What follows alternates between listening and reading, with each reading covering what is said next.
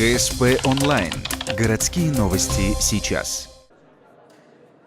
Суббота, 22 декабря, Горно-нефтяной колледж. Отмечается юбилейная дата со дня начала кадетского движения в Ухте. 3 сентября 2013 года в колледже создали подгруппу по принципу кадетского класса. Эта дата считается точкой отсчета развития кадетского движения в вузе.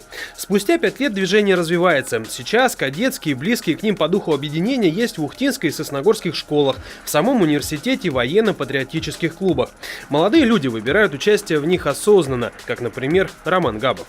Помогает, закончив кадетскую школу, есть дополнительные какие-то образования, рукопашная, строевая, огневая. Оно в жизни очень много где пригодилось, и даже при поступлении в какую-то, на работу, либо еще куда-то спрашивают, и это всегда, является каким-то качеством. Роман стал одним из знаменосцев, которые вынесли знамена на церемонии празднования юбилея.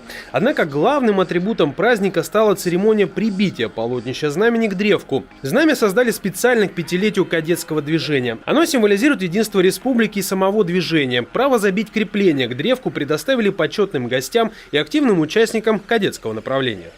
Это знамя символизирует флаги Республики Коми, символизирует все те структуры, которые будут развиваться на базе кадетского движения, а это и по линии УФСИН, по линии МВД, по линии казачества. Знамя было изготовлено сосногорским текстильным предприятием по заказу. После церемонии оно будет доставлено в индустриальный техникум на хранение в инженерно-кадетском батальоне.